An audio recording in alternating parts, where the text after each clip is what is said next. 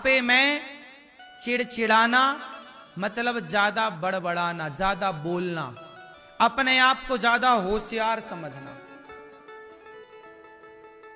बूढ़े लोग अपने को बहुत होशियार मान लेते हैं।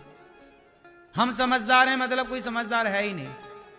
बच्चों को वो समझदार नहीं मानते। जी हम तो तुमसे ज्यादा, हम तुम हमारे बेटा हो, हम तुम्हारे बाप हैं।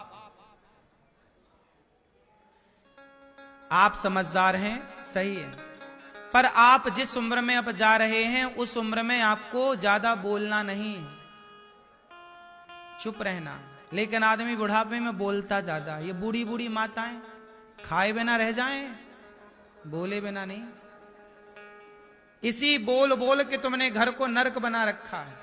तुम्हारी बहू इतनी बुरी नहीं थी, तुमने बोल बोल के डंक मार मार के उसे बुरा कर दिया। उसको भी लगा बुढ़िया जब मैं इतना करती हूं तू जस करती नहीं तो ले,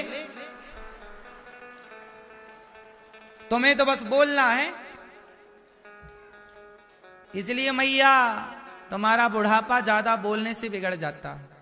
बहू बहुत अच्छी होती है, पर जब वो देखती है कि बुढ़िया बड़बड़ाती रहती है तो फिर जब वो भी जवाब देना सीख जाती है। पहली बार में बहुएं जवाब नहीं देती, सास की बातें सुन लेती हैं, चलो माँ है, पर उनको भी लगता है यार कब तक ये बोलती है, जवाब देना सीख गई। आज तुम्हारी बहू तुम्हें पलटकर जवाब दे रही है तो इसमें दोष बहू का नहीं है, दोष आपका है।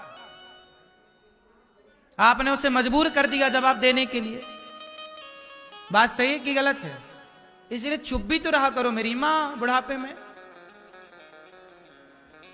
और ये दोस्त तुम्हारा भी नहीं है, पहली बार बुढ़ापा आया है, रोज रोज तो आता नहीं है। जब तक तुम सीखोगी तब तक सब बर्बाद हो चुका होता है। वही है ना, जवानी में जब होश आता है तब तक सब बर्बाद हो चुका होता है। समय से अक्कल नहीं आती साहब, कहते हैं ना अक्कल की दाढ़ बाद में आती है। अक्कल की दाढ़ बोलो, अक्कल की दाढ़ बाद में आती। सोचिए जब बहुत समय निकल गया हाथ से, बहुत कुछ निकल गया, तब अक्कल की दाढ़ आई। क्यों? आपकी अक्कल की दाढ़ आ गई? नहीं, अभी देखो नहीं कि अक्कल की दाढ़ नहीं आई। और ये एक बच्चे की माँ दो बच्चे की माँ बन जाती है महिलाएं, आदमी, और अक्कल की दाढ़ नहीं आई। हाँ, अक्कल बड़ी देर से आती है। अक्कल बड़ी की भैंस। बताओ कौन बड़ा है? कौन बड़ा? कौन बड़ा? अरे देखने में तो भैंस बड़ी है। देखने में कौन बड़ा है? भैंस। पर अक्कलवान ही भैंस को ठीक करता। तो अक्कल सबसे समझदार लोगों के पास अक्कल है, अक्कल होनी चाहिए। और अक्कल का मतलब है, अक्ल का मतलब है बुद्धि। बुद्धि सबके पास होनी चाहिए। और बुद्धि कहती है कि कम बोलो। क्या करो मेरी मां? चुप। बुढ़ापा जैसे ही आए साइलेंट मूड में चले जाओ। बहू आई है, कुछ मत बोलो, अभी देखते रहो, समझाओ से प्यार। बहू ऐसे नहीं बेटा, ऐसे नहीं करते, ऐसे करते हैं, ऐसे नहीं, ऐसे समझ। अब आप ना बोलते कम, चढ़ाई कर। ए बहू यही सीख के आई अपनी माँ से, यही सिखाया तेरी माँ ने। हर बात पे ताना मारोगी तो उसको भी लगेगा मेरी माँ तक गई, अब बुढ़िया रुक जा बताती हूं। हो गई दुश्मनी। तुम्हें भी तो उसकी मां पर चढ़ना था। चढ़ाई मां तक कर दी तुमने। वो लड़की है, मां की बारे में सुन नहीं सकती। तुम्हारी भी तो जवान में लगाव नहीं था, अब भोगो बुढ़ापे में। क्या है? क्यों मैया आप बोलती हो कि ज्यादा कि कम हैं? आप ज्यादा बोलती हो कि कम? कहां आपकी बहू? बोलती तो होगी आप, देखने से पता चल रहा है, बहुत बोलती होंगी। और सासों को यह लगता है कि हमारी बहू ही खराब है। खुद में नहीं देखती कि बुरा जो देखा न मैं चला, बुरा न मिलिया कोई। मैं खुद कितनी बुरी हूं, उन्हें खुद की बुराई नजर नहीं आती। सबको लगता है मेरी ही बहू खराब है। इसलिए मेरी मां, बहू कभी खराब नहीं होती और सास कभी खराब नहीं होती। ना बहू का दोष है ना सास का दोष है, बहू की जवानी है, सास का बुढ़ापा है, ये उम्र का दोष है। जवानी अंधी होती है, बुढ़ापा चिड़चिड़ा और लंगड़ा होता है। ना बहू को समझ आती है ना सास को समझ आती है, ना वो सुधरने को तैयार, ना वो अपने स्वभाव को बदलने को तैयार सास, ना बहू। अब बहू तो जवान है, और जवानी कैसी होती है? अंधी। जवानी कैसी होती है? इसलिए जवान बहू बुरा व्यवहार करे तो ज्यादा परेशान ना हुआ करो, उसका दोष नहीं है, उसकी जवानी अंधी है। और अंधे में कुछ दिखाई, बोलो, पट्टी बंधी है। जब ये 2-4 बच्चों की मां बन जाएगी, घर गृहस्थी चलाने लग जाएगी, तब इसकी पट्टी तब तक उतरेगी, तब तक सास अलग हो चुकी होगी, घर में आग लग चुकी होगी। अक्कल आती ही देर से है। सही है कि बात गलत है? इसलिए मेरा मानना है कि कोई बुरा नहीं होता, समय बुरा होता है और समय अच्छा होता। सुनो, गणेश चतुर्थी के चंद्रमा को कोई देखता है या नहीं? गणेश चतुर्थी के चंद्रमा को देखा जाता है या नहीं देखा जाता? जोर से। नहीं, गणेश चतुर्थी के चंद्रमा को नहीं देखा जाता, जबकि करवा चौथ के चंद्रमा का इंतजार किया जाता है। इसमें चंद्रमा का दोष नहीं था, समय का दोष है। चांद वही है, तिथि भी वही है चतुर्थी, पर एक तिथि के चंद्रमा को नहीं देखा जाता और एक तिथि के चंद्रमा का इंतजार किया जाता है। ये समय है मेरी माँ, समय कई बार आपको नहीं देखता तो कई बार समय आपका इंतजार कराता है। कई बार आप बुरे हैं, कई बार आप अच्छे हैं, तो आप अच्छे या आप बुरे नहीं हैं, समय निश्चित करता है कि आप अच्छे हैं या आप। हाँ, मेरा समय अच्छा है तो सब मुझे अच्छा कहेंगे, मेरा समय बुरा आ जाए तो मुझे सब बुरा कहने लग जाते हैं। मैं अच्छा हूं ना बुरा हूं, समय मुझे अच्छा बनाता है या। हाँ, मेरा समय अच्छा है तो सब अच्छा कहेंगे, समय बुरा है तो सब बुरा कहते हैं। समय की बात है मेरी मां, इसलिए समय बड़ा बलवान। समय बड़ा, इसलिए दोष किसी को ना दो कि कौन बुरा कौन भला। समझदार दूसरों को दोष नहीं देता, समझदार स्वयं को दोष दे देता है कि बुरा जो देखन मैं चला, बुरा ना मिलिया। हम ही बुरे हैं, अपने कोई ठीक करो साहब, क्या आपको हम दोषी करार दें? क्यों जी, सही है? इसलिए सब लोग उंगली उठाओ, सब लोग उंगली उठाओ और यहां रखो।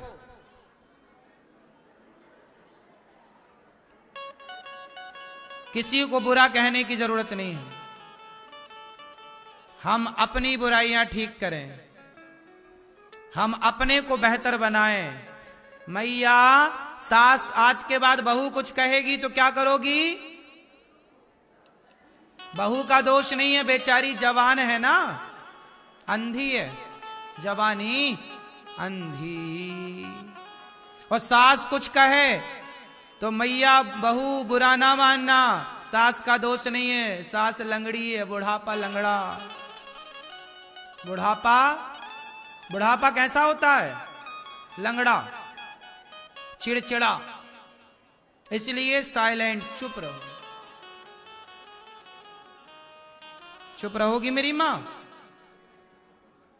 ऐसी उंगली रख के जाना घर, बहू देखेगी, मैया माँ ये काहे उंगली रख के? बहू सीख के आई हूं। क्या सीख के आई हूं? चुप रहना।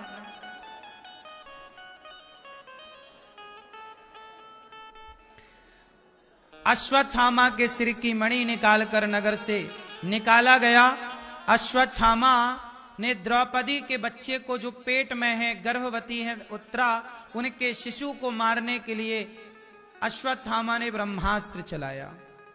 तब उत्तरा भगवान की शरण में, पाहि पाहि महायोगिन देव देव जगतपते, नान्यं त्वद्भयं पश्ये यत्र मृत्यु परस्परम।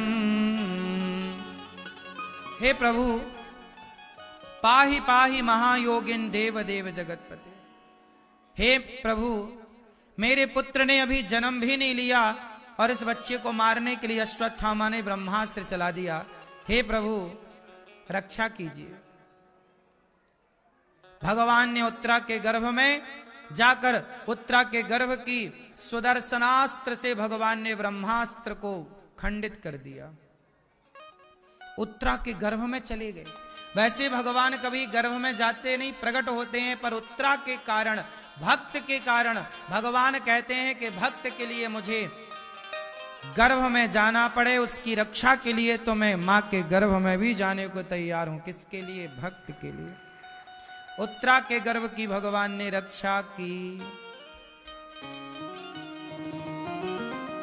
अब कुंती बुआ ने भगवान से कहा, भगवान ने आज कुंती बुआ से कहा, काकी जी मैं द्वारिका जाऊं, आज्ञा है? कुंती बुआ ने कहा, कृष्णाय वासुदेवाय देवकी नंदनाय च नंद गोप कुमाराय गोविंदाय नमो नमः। कहने लग गई कुंती बुआ के, हे श्याम सुंदर आज मैं आपसे कुछ मांगना चाहती हूँ। हे कृष्ण, हे देवकी पुत्र, हे नंद नंदन, हे यशोदा नंदन, हे कृष्ण, हे प्रभु आज मैं आपसे कुछ मांगती हूँ। प्रभु ने कहा मांग लो बुआ, क्या चाहती हो? कुंती बुआ ने कहा, विपदः सन्तु नः शश्वत। हे मां मुझे विपत्ति दे दो। क्या दे दो? विपत्ति, दुख। क्यों? कुंती बुआ ने जब से होश संभाला दुख ही दुख पाया, फिर भी क्या कह रही हैं, हमें दुख दे दो। क्यों? प्रभु सुख पाएंगे, जब जब सुख मिला हम आपको भूल गए और जब जब दुख मिला हमने आपको याद किया। हे प्रभु हमें सुख नहीं चाहिए, हमें दुख चाहिए। सुख आपसे दूर कर देता है और दुख आपके चरणों में बिठा देता है। हे प्रभु हमें सुख नहीं, हमें दुख चाहिए। क्या चाहिए? दुख। कुंती बुआ क्या चाहती हैं भगवान से? दुख। क्यों चाहती हैं? क्योंकि आप बताओ सुख में भगवान की याद ज्यादा आती है कि दुख में? क्या मतलब हुआ इसका? इसका मतलब हुआ कि आप यदि सुखी रहना चाहते हैं तो सदा भगवान को याद करते रहिए, कभी दुख आएगा नहीं। दुख तब आ जाता है जब आप भगवान को भूल जाते हैं। जानत हूं अस स्वामी विसारी, फिर ही तिकाहे ना हो ही दुखारी। भगवान को भूल जाओगे दुख नहीं आएगा। इसलिए भगवान को याद रखो। कुंती बुआ ने कहा दुख, भगवान ने कहा मैया मैं दुख कहां से लाऊं, मुझे ही ले लो। अपने आप को समर्पित कर दिया। भगवान सब दे सकते हैं, दुख नहीं दे सकते। अच्छा ये बताओ आपको दुख कौन देता है, भगवान या कोई और? कौन आपको दुख कौन देता है? मैया आपको दुख कौन देता है? कौन? पीली मैया। ओ मैया आपको दुख कौन देता है? आपको कौन दुख देता है? हमें दुख भगवान नहीं देते, हमारे अपने कर्म हमें सुख या दुख देते। हमने अच्छे कर्म किए तो हमें सुख मिल रहा है, हमने बुरे कर्म किए हमें दुख मिल रहा है। हमारे कर्म ही जो आज कर्म हो रहा है, इस आज के किए गए कर्म का फल 1 साल बाद, 10 साल बाद, 50 साल बाद या अगले जन्म में कर्म जो हो गया उसी का फल मिलना है। इसलिए हर समय अच्छे कर्म करो। अच्छे कर्म क्या है? किसी का दिल ना दुखाओ सबको। आज यदि मैंने आपको एक थप्पड़ मार दिया, दिल दुखा दिया, तो वो थप्पड़ हमारे गाल में पलट के आएगा जरूर। हमने आपको सताया है तो हमें कोई सताएगा जरूर। हमने आपका नुकसान किया है तो हमारा नुकसान कोई करेगा जरूर। ये कर्मों का फल मिलता ही मिलता है। इसलिए कहता हूं बुरे कर्म ना करो। मौका मिला है तो अच्छे कर्म कर लो। अच्छे काम करो। हाथ मिले हैं, कुत्ते को हाथ भी नहीं मिले, चिड़िया को हाथ भी नहीं मिले। जब हाथ मिले हैं तो इन हाथों से किसी को बढ़िया सुख दिया जाए, पांव दबाकर, रोटी देकर, पानी देकर। इसलिए ये दास अनिरुद्ध, हम अपनी वृद्ध माओ के पांव दबाते हैं और इन हाथों से माओ की सेवा जो बन पड़ती है, इन हाथों से रोटी का कार्य, रोटी देने का कार्य। क्योंकि आज ये हाथ मिले हैं, 84 लाख योनियों के बाद ये हाथ मिलते हैं। आप बताओ हाथ किसके पास है? आप लोगों की तरह। आप लोगों की तरह कौन अपने हाथ का इस तरह प्रयोग कर रहा है? बंदर के पास भी तो हाथ हैं, लेकिन उसके हाथ, बंदर को जब मैं चने खिलाता हूं, केला खिलाता हूं, तो बंदर स्वयं तो खाता है। यदि बंदरिया का बच्चा भी केला खाने लग जाए तो वो अपने बच्चे से छीन लेती है और खुद खा जाती है और उसे छाती से चिपकाए रहती है कि तू दूध पी बस। तो सब में बांट करके खाने की भावना केवल मनुष्य के भीतर है, पशु पक्षी के भीतर ये भावना नहीं है। इसलिए आप मनुष्य बने हैं तो सभी में बांट कर खाने का भाव रखो। हाथों का सदुपयोग करो, सेवा करो। देखो, जब हम मरेंगे तो हमारे और आपके शरीर को लोग चिता पे रख के जलाएंगे। बताओ, जलने के सिवा कोई काम का है आपका शरीर? होए तो बताओ। जलने के सिवा कोई काम का है आपका शरीर? मैया नहीं। क्या होगा आपका शरीर? केवल जलेगा। जलेगा तो हाथ भी जलेगा, पांव भी जलेगा। आपके शरीर का जो चमड़ा है, इसके ना जूते बनते, न चप्पल, न बैग, न बेल्ट। जबकि बकरा, शेर, हाथी, सारे जानवरों का चमड़ा काम पे आता है। बोलो हाँ। हमारा ही चमड़ा ऐसा है, मनुष्य का काम नहीं आता।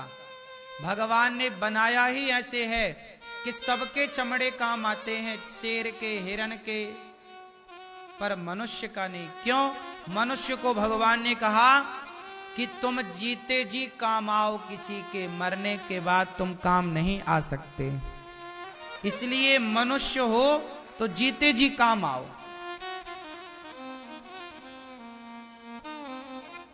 किसी के काम हम जीते जी आ गए, मरने के बाद तो काम हम आ ही नहीं सकते।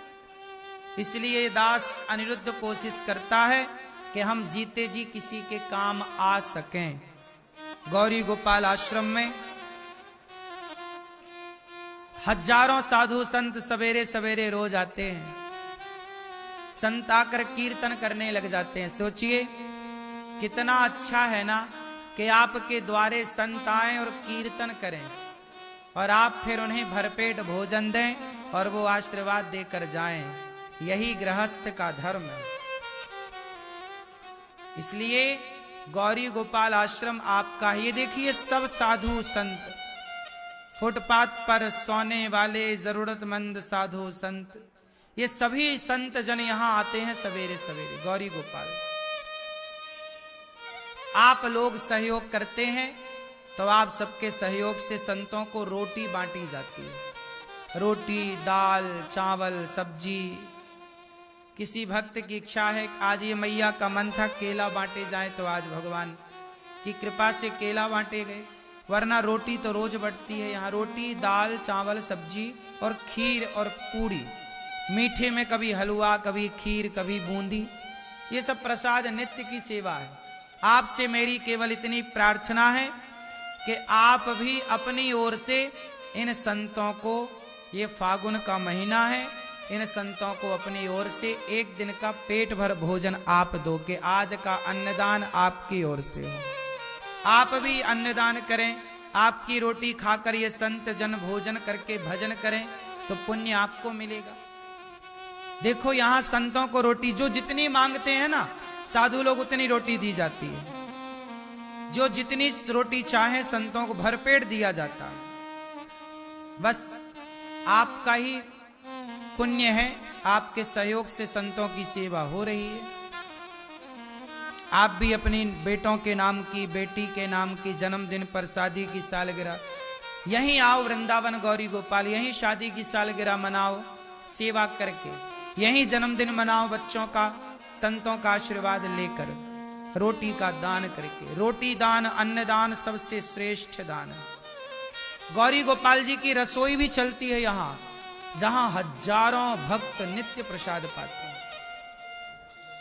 ये गौरी गोपाल जी की रसोई है। कोई भी आओ, सबके लिए द्वार खुले हैं, सब लोग प्रेम से प्रसाद पा रहे हैं। ये सभी भक्तों की लाइन लगी है, देखिए गौरी गोपाल रसोई में। ये लाइन अखंड है, लगी रहती है। कोई भी आओ, सबको पेट भर प्रसाद मिलता है। पूरे भारत की सबसे बड़ी रसोइयों में एक रसोई गौरी गोपाल जी की ये रसोई है। कोई भी आओ, प्रेम से खाओ और प्रेम से पानी पियो और भगवान का दर्शन करो, कथा सुनो। कोई रोक टोक नहीं है। वृंदावन धाम में कोई भी आए, सबको पेट भर। बताइए, हमारे सिख भाई हर गुरुद्वारे में लंगर बांटते हैं। बोलो हाँ। गुरु नानक देव जी की आज्ञा है कि बेटा कुछ करो ना करो, अन्नदान करो। इसलिए सारे पंजाबी हमारे सिख भाई गुरुद्वारों में लंगर की सेवा करते हैं। बोलो हाँ। तो फिर हम सनातनी भी तो, हमारे यहां अन्नदान की बड़ी महिमा है। ये अन्नदान कहां से सीखा है? सबने। हमारे यहां यज्ञ जब धर्मराज युधिष्ठिर ने किया तो उनका यज्ञ पूरा कब हुआ? जब उनके राज्य में कोई भूखे ने भोजन आखिरी में कर लिया। भगवान बोले कि अभी कोई भूखा है, यज्ञ पूरा नहीं होगा। जब तक आखिरी व्यक्ति पेट ना भर ले तब तक यज्ञ पूरा नहीं होता। ये देखो, ये सब भोजन करने वाले भक्तों की लाइन है। रसोई जो चलती है यहाँ, ये सब भक्तों की लाइन लगी है, भोजन करने वाले भक्तों की। हजारों भक्त लाइन में लगकर प्रेम से प्रसाद पाते हैं। कोई भी आओ, सबको पेट भर भोजन मिलता है।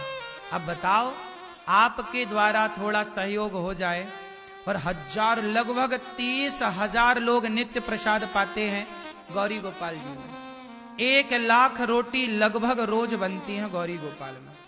आपसे बस मेरी इतनी सी प्रार्थना है कि आपकी भी एक रोटी गौरी गोपाल में हो और इस भीड़ में 2-4 भक्त आपकी रोटी जरूर खाएं। 2-4 लोगों का आप भोजन दें कि आपकी ओर से भोजन सबको मिले। ये सभी भक्तों का, आप में से कितने भक्तों ने प्रसादी पाई गौरी गोपाल जी की रसोई में? सबने ही पाई होगी। आपने नहीं पाई तो पाइएगा। और आप भी सोचिए कि आपकी ओर से किसी को भोजन मिले। आप भी अन्नदान कीजिए, आप भी सहयोग जरूर कीजिए। किसी की थाली में रोटी आपके कारण आई। अब वृंदावन सब लोग आते हैं, तीर्थयात्री आप सब। आप तीर्थयात्रियों को भरपेट भोजन मिल जाए, यही तो पुण्य का कार्य है ना। साथ ही गौरी गोपाल गुरुकुल में 150 बच्चे पढ़ते हैं, जहां बच्चों का रहना फ्री, खाना फ्री, पढ़ाई लिखाई सब कुछ फ्री। गौरी गोपाल गुरुकुल में 150 बच्चे पढ़ते हैं। आप भी एक बच्चे की शिक्षा में सहयोग करो। बच्चों को 150 बच्चे हैं, भोजन आप दे दो कि आज आपकी ओर से बच्चों को भोजन दिया जाए। एक बच्चे को आप गोद ले लो। यहां पर गौ माता भी है, 400 गाय, 125 से अधिक नंदी। आप एक गाय को रोटी दे सकते हैं, चारा दे सकते हैं, गौदान करिए। सामने गौरी गोपाल गौशाला है, आप भी गौदान करें। आप भी अपने बच्चों के नाम से अपने लिए गौदान करिए। गौदान संसार का सबसे बड़ा दान है, गौदान। गौरी गोपाल आश्रम में वृद्ध 290 वृद्ध माताएं रहती हैं। आप में से कितने लोगों ने वृद्ध माओं का दर्शन किया अपनी आंखों से? ऊपर जाइएगा, अभी जो नहीं किए, ऊपर माताएं रहती हैं। ऊपर यहां से फिर उसके और ऊपर वाले फ्लोर में भी, ग्राउंड और फर्स्ट फ्लोर में माताएं रहती हैं। आप देखिएगा कि माताओं की कैसी व्यवस्था है। टीवी पर जैसे सुना था वो सही है कि नहीं, आकर देखिए अपनी आंखों से। बताओ, टीवी पे जो सुना था वो यहां आकर देखा तो सही है कि गलत है? बोलो। आप भी वृद्ध माँ के बेटा बनकर, बेटी बनकर, किसी एक माँ को आप गोद लीजिए, एक माँ को भरपेट भोजन दीजिए, किसी एक माँ का सहारा बनिए। इन माँओं के लिए आश्रम का निर्माण कार्य अभी जारी ही है। आप एक कमरा बनवाकर माँओं को दे सकते हैं, एक कमरे की छत दे सकते हैं कि आपके कमरे में वृद्ध माँ रहें। आप भी सुंदर सा सहयोग कर सकते हैं। माँओं को भोजन दीजिए कि आज आपकी ओर से सभी माँओं को भोजन, चाय, नाश्ता, कुछ भी आप दे सकते हैं। श्रीमान अशोक अरोड़ा जी हैं, अरोड़ा जी, अपने जन्म दिवस में इन्होंने संतों को और वृद्ध माओं को खीर बांटने का निर्णय लिया कि हमारे जन्मदिन में हम सभी माताओं को, सभी संतों को अन्नदान करेंगे, खीर बंटवाएंगे। वाह! जब आपकी खीर माताएं खाएंगी, संत जन खाएंगे तो दुआएं मिलेंगी, इसी से उम्र बढ़ती है। यही है जन्मदिन, ऐसे ही जन्मदिन मनाना चाहिए। ठीक है? आप भी किसी अच्छे कार्य में अपने आप को सहभागी बनाइए, जुड़िए, गौरी गोपाल आश्रम से जुड़िए, यहां के सदस्य बनिए। एक रोटी के सदस्य आप बनिए, एक रोटी की सेवा नित्य करिए कि गौरी गोपाल में 1 लाख रोटी रोज जो बनती है उनमें से 1 रोटी आपकी बटेगी। इन वृद्ध माताओं के साथ साथ फुटपाथ पर सोने वाले संतों ने मेरे से कहा कि हम संतों के लिए भी एक वृद्ध संत निवास बनाओ। तब उन संतों के लिए भी अब एक संत निवास बनाया जाएगा आप सबके सहयोग से। आपने देखा होगा वृंदावन में बहुत सारे संत फुटपाथ पर सोते हैं। गौरी गोपाल में संतों को भोजन तो मिल जाता है, पर अभी रहने की व्यवस्था नहीं है संतों की। तो जैसे वृद्ध माओं की व्यवस्था है, ऐसे संतों की भी व्यवस्था हो, उसके लिए आप सबको थोड़ा थोड़ा योगदान। वृद्ध पिता भी मेरे पास आते हैं कि वृद्ध माओं को आपने रखा, हमारे बेटे ने भी निकाल दिया। वृद्ध पिता बोला कहाँ जाऊं? ऐसे वृद्ध पिताओं के लिए और ऐसे संत निवास संतों के लिए एक संत निवास तैयार हो रहा है। उसके लिए आप जब तक सहयोग नहीं करेंगे कार्य शुरू नहीं होगा। यदि आप योग्य हैं तो उन संत निवास के लिए जहां बैठकर साधु भजन करे, इसके लिए थोड़ा थोड़ा आप संत निवास के लिए सहयोगी बने, निर्माण कार्य के लिए सहयोगी बने। एक कमरा आप संत निवास में भी बनवा सकते हैं, संतों की सेवा से अपने आप को जोड़ सकते हैं। आओ कुछ भक्तों के नाम सुनते हैं जिन्होंने नाम दिया है। आओ आपने भी यदि सोचा कि आपको भी संत निवास में सहयोग करना है, माताओं में भोजन बांटना है, आपको भी गौरी गोपाल रसोई अन्य क्षेत्र संतों को बांटना है, तो नाम लिखवा कर आप अपने नाम की भी घोषणा करा सकते हैं। जो नाम यहाँ से बोले जाते हैं उन्हें बिहारी जी सुनते हैं, गौरी गोपाल भगवान सुनते हैं, लक्ष्मी नारायण भगवान सुनते हैं और यमुना मैया भी सुनती हैं कि आपने किसी सहारे, किसी बेसहारे का सहारा बने, किसी भूखे की रोटी बनकर उसकी भूख आपने मिटाई। आओ नाम सुनते हैं आप जैसे कुछ दानवीर महापुरुषों के जिन्होंने धन को धर्म से जोड़ा है। श्री राधे। बड़ी सुंदर पावन दिव्य कथा पूज्य सदगुरुदेव भगवान श्रवण कराने। एक बार जोरदार तालियां पूज्य सदगुरुदेव भगवान के लिए। बड़ी सुंदर प्यारी दिव्य कथा के साथ में निरंतर सेवाओं की चर्चा करते हुए सेवाओं के बारे में बताया, जो सेवाएं निरंतर यहाँ चल रही हैं और आप में से ज्यादातर लोगों ने उन सेवाओं को देखा भी होगा। बड़ी सुंदर पावन सेवाएं प्रायकर यहाँ हो रही हैं। ऐसे में मैं भी चाहूंगा आप भी इन पावन सेवाओं से जुड़ें और आप भी पुण्य और आशीर्वाद कमाएं।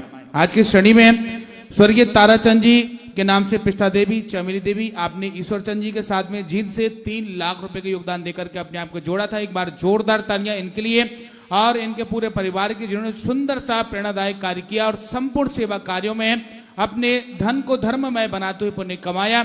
आपके लिए बहुत बहुत धन्यवाद। जगदीश्वर लाल जी, आप जैन कोंडा गांव छत्तीसगढ़ से, आपने संपूर्ण सेवाओं को 51,000 रुपए का योगदान दिया। आपके लिए बहुत बहुत धन्यवाद। और इस श्रेणी में एक दिन की गौरी गोपाल संपूर्ण पावन रसोई के लिए रामजी प्रसाद गुप्ता ने 31,000 रुपए देकर के अपने आप को जोड़ा। मनोज जी मांगीलाल जी पारिक, आप पालगढ़ से 25,000 रुपए देते हुए गोदान की पावन सेवा से अपने आप को जोड़ रहे हैं। आपके लिए भी बहुत बहुत धन्यवाद। निर्मल बेजी दिल्ली से आपने 11,000 रुपए, बबीता सूर्यवंशी पुणे से आपने 11,000 रुपए और जितेंद्र जी पांडे 5,100 रुपए का योगदान देकर के अपने आप को जोड़ रहे हैं। एक बार जोरदार तालियां इन दानवीरों के लिए, जिन्होंने अपने योगदान के पावन हाथ आगे बढ़ाते हुए अपने आप को जोड़ा है और पुण्य भी कमाया, पूरे परिवार को पुण्यों से जोड़ा। हम सब के लिए बहुत बहुत धन्यवाद। मेरा आप सबसे निवेदन रहेगा आप भी अपने योगदान के पावन हाथ आगे बढ़ाएं और गौरी गोपाल आश्रम द्वारा संचालित पावन सेवाओं में से किसी भी सेवा से जुड़कर आप पुण्य लाभ अर्जित करें। तो यहाँ है उनके लिए काउंटर यहीं लगा, आप लोग काउंटर पर जाकर अपना नाम लिखा सकते हैं। और जो लोग घर बैठे ही भेजना चाहते हैं उनके लिए लगातार टीवी चैनल के माध्यम से खाता संख्या, फोन नंबर और QR कोड दिखाया जा रहा, ताकि वो लोग घर बैठे ही अपने योगदान के पावन हाथ तक बढ़ाते हुए अपने आप को जोड़ सकें। इसी के साथ में भागवत जी के आगामी बोधि पाठ 5 से 11 मार्च बैठ रहे हैं। आप भी अपने घर परिवार की सुख शांति के लिए, अपने पूर्वजों के कल्याण, उनकी मुक्ति के लिए भागवत जी का एक पाठ बिठाते हुए पोथी पाठ यजमान बन सकते हैं। इसी के साथ में अब आपको बड़ा ही सुंदर, सुखद, सौभाग्य भरा ये क्षण मिलेगा जहां आप पूज्य महाराज जी के साथ में ब्रज 84 कोच की दिव्य यात्रा का आनंद लाभ प्राप्त कर सकते हैं। यह दिव्य यात्रा 10 से 16 अप्रैल रहेगी, जिसमें 7 दिन आपको नित्य कथा श्रवण पान करने का सुअवसर मिलेगा और नित्य 7 दिन ब्रज 84 कोच यात्रा गाड़ियों के माध्यम से जाकर वहां के प्रमुख तीर्थों के दिव्य दर्शन, वहां की महिमा श्रवण पान करने का सौभाग्य मिलेगा। और आप भी कहते हैं जैसे 84 जो यात्रा करते हैं ब्रज 84 कोच की, वो 84 लाख योनियों से मुक्त हो जाते हैं। तो याद रखिए, यदि आप भी ये दिव्य यात्रा करते हैं, वैसे तो मरने से पहले हर व्यक्ति को एक बार अपने जीवन में यात्रा कर लेनी चाहिए। यदि आई ईश्वर की प्रेरणा आप पर हो रही है तो आप इस दिव्य यात्रा का सुखद आनंद लाभ प्राप्त करें और अपने आप को जोड़ें। आइए चलते हैं शेष पावन कथा की ओर। एक बार पुनः दोनों हाथ उठाकर बड़े ही भाव से मेरे साथ बोलेंगे राधे राधे। 10 अप्रैल से 84 कोस की यात्रा है, आप लोग भी चल सकते हैं सपरिवार। भगवान ने ये मौका दिया है यात्रा का, 84 कोस की पूरे ब्रजमंडल की यात्रा, जिसमें गिरिराज जी, नंदगांव, बरसाना, गोकुल, गोवर्धन, वृंदावन, जो आपने दर्शन नहीं किए वो सब सुखद दर्शन होंगे। ये दास अनिरुद्ध आपको सब बताएगा और आप सब देख पाएंगे। भगवान ने भीष्म पितामह पर कृपा की, बाणों की सैया पर लेटे भगवान जब गए, स्तुति कीति मति रूप कल्पिता वितृष्णा भगवती सात्वत पुंगवे विभूमनि स्वसुख मुपगते क्वचित विहर्तुम प्रकृति मुपेयुषि यद भव प्रवाह। भगवान ने पितामह ने कहा, प्रभु मेरी बुद्धि आपके चरणों में थी, मेरी मति आपके चरणों में लग जाए, मेरी बुद्धि को स्वीकार कीजिए। भगवान ने बुद्धि को स्वीकार किया। पितामह ने राज धर्म, स्त्री धर्म सबका उल्लेख किया, वर्णन किया, बताया। पांडवों को कहा कि अभिमान ना करना इस बात का कि मैंने युद्ध जीता, ये कृष्ण की कृपा है। इसके बाद पितामह की परम गति होती है, द्वारिका भगवान जाते हैं, उनका स्वागत होता है। धृतराष्ट्र का गांधारी का वन में जाना, विदुर जी के द्वारा ले जाना और उनका कल्याण करना।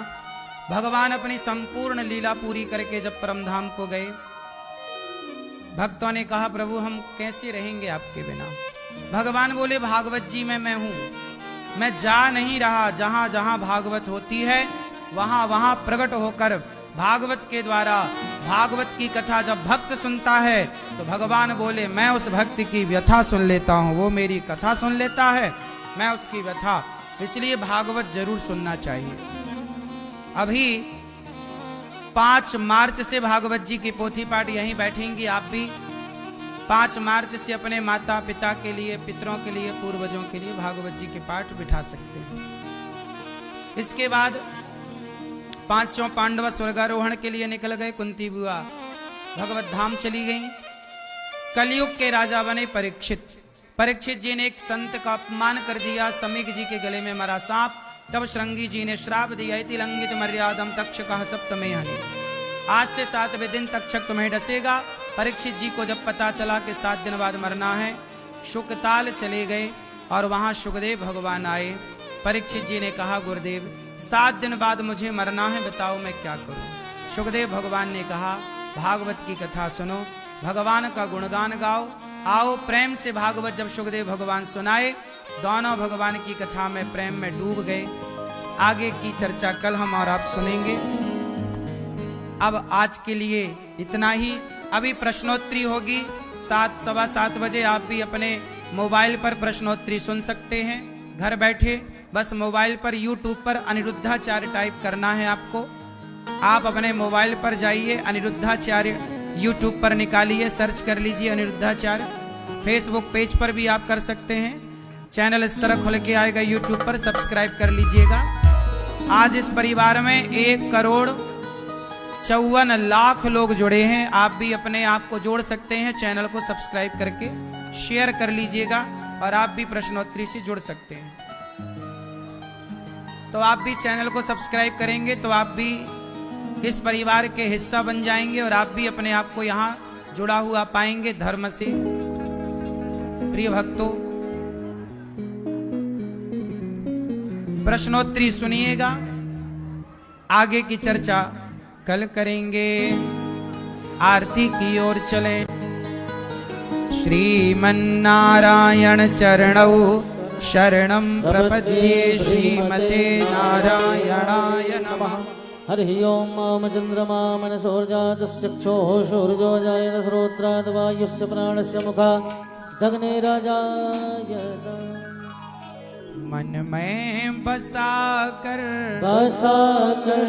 तेरी मूर्ति उतारूं मैं गिरधर तेरी आरती।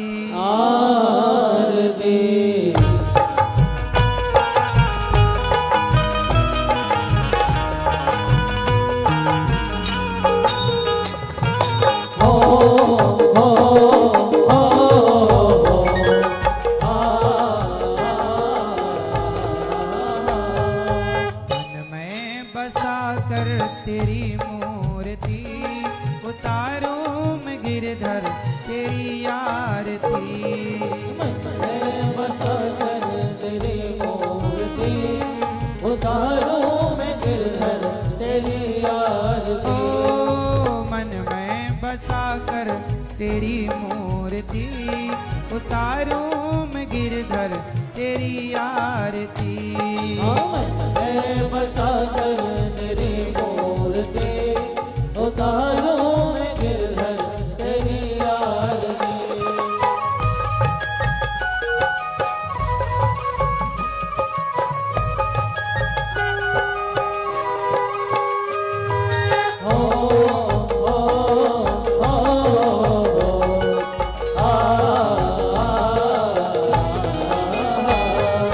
करुणा करो कष्ट हरो ज्ञान दो भगवन, भव में फंसी नाव मेरी तार दो भगवन। करुणा करो कष्ट हरो ज्ञान दो भगवन, भव में फंसी नाव मेरी तार दो भगवन। दर्द की दवा तो मेरे पास है, दर्द की दवा तो मेरे पास है। हाँ जिंदगी दया की भीख मांगती। मन में बसा कर तेरी मूर्ति उतारूं मैं गिरधर तेरी आरती।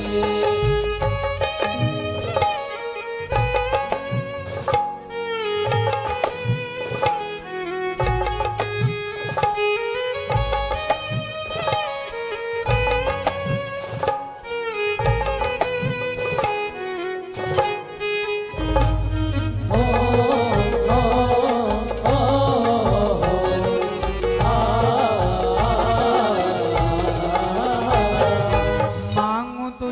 क्या मैं यही सोचूं भगवन, जिंदगी जब तेरे नाम कर दी अर्पण। मांगो तुझसे क्या मैं यही सोचूं भगवन, जिंदगी जब तेरे नाम कर दी अर्पण। सब कुछ तेरा कुछ नहीं मेरा, सब कुछ तेरा कुछ नहीं मेरा।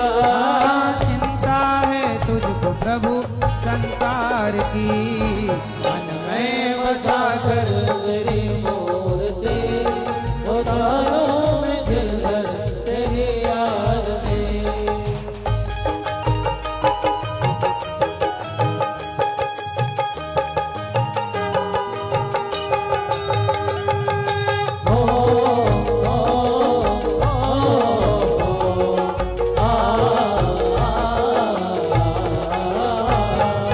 जिसने तेरा नाम लिया उस पे जागे भाग, सोते हुए जीवन से अब तो प्राण जा। जिसने तेरा नाम लिया उसके जागे भाग, सोते हुए जीवन से अब तो प्राण जाए। कम है जिंदगी कर लो बंदगी, कम है जिंदगी कर लो बंदगी। प्रभु कहाँ के हो तो मौत भी न मारती, मन में बसा कर तेरी मूर्ति उतारो में गिरधर तेरी आरती। वेद तेरी महिमा गाएं, संत करें ध्यान, नारद गुण गान करें छेड़ बीन तान। तेरी महिमा गाएं, संत करें ध्यान, नारद गुण गान करे तेरा तेरा गान। भक्त तेरे द्वार करते हैं पुकार, भक्त तेरे द्वार करते हैं पुकार। दास अनिरुद्ध तेरी गाए आरती, मन में बसा कर तेरी मूर्ति उतारो में गिरधर तेरी आरती। मन में बसा कर तेरी मूर्ति उतारो में गिरधर तेरी आरती।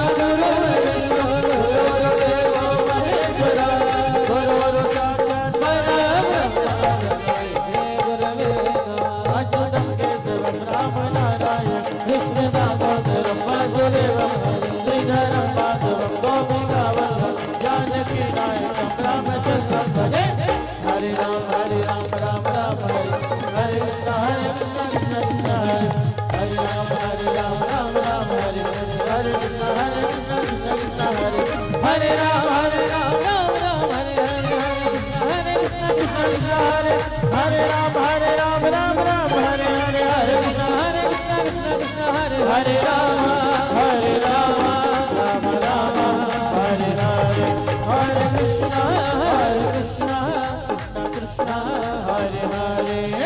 घट घट बंसी वाले गोकुल के राजा, हमें अखियाँ तरस रही अब तो आजा। घट घट बंसी वाले गोकुल के राजा, हमें अखियाँ तरस रही अब तो आजा। तरस रही आजा गोपाल बरस रही, हो तरस रही नैना बरस रही नैना, तरस रही नैना बरस रही नैना, तरस रही नैना बरस रही नैना, तरस रही नैना बरस रही नैना। आजा गोपाल तरस रही नैना, आजा गोपाल कृष्णा, आजा नंदलाल तरस रही नैना, आजा गोपाल तरस रही नैना, आजा नंदलाल तरस रही नैना।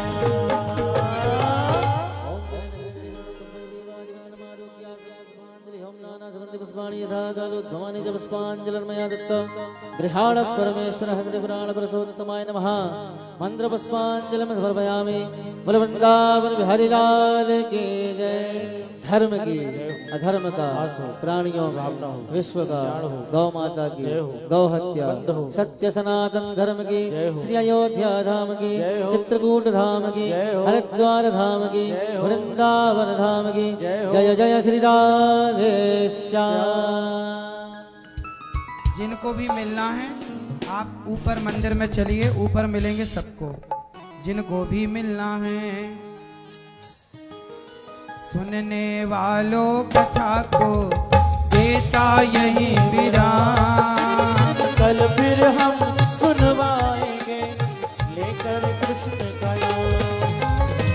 जय जय श्री कृष्णा, जय जय श्री कृष्णा, जय जय श्री कृष्णा, जय जय श्री कृष्णा।